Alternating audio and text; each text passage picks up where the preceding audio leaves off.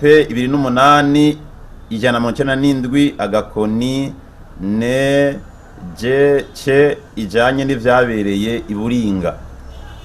Twihweje ivyononekaye hamwe n'abahitanywe n'ivyo bitero, biragaragara ko abo bicanyi ibiterabwoba bahurikiye mu muhari w'iterabwoba RED-Tabara atakine barondera atari kugandagura abenegihugu, atari abasirikare, aho bishe abana n'abenegihugu batari bubagwanya.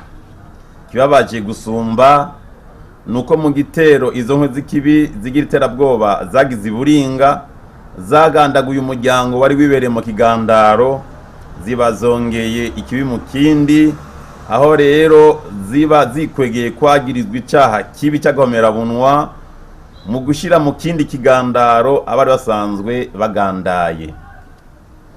Ivyo vyerekana ko izo nkozi z'ikibi z'iterabwoba nk'uko n'izina ryabo ribiranga bahisemwo inzira y'ubuzimire bw'umwijima kugira ngo banyweshe ku gahato isi y'Uburundi amaraso y'abayo.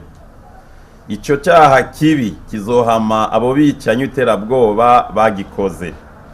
Ubutungane bw'Uburundi biciye ku Mushikirizamanza kizigenda wa Republika burasubiye kwiza abarundi bose ko atako butazogira kugira abakoze iryo bara, abo babikoranye n'abagize ico baterera kugira ivyo vyaha bikogwe bafatwe, bashengezwe imbere y'ubutungane, hanyuma bahanwe bimwe vy'akarorero.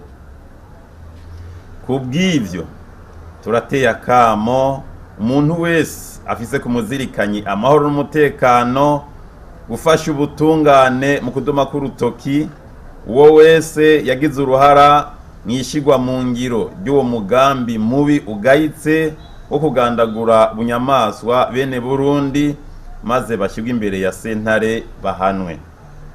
Uko niko imiryango yabuze abayo n'ivyayo hamwe n'abarundi bose bazoba batunganirijwe.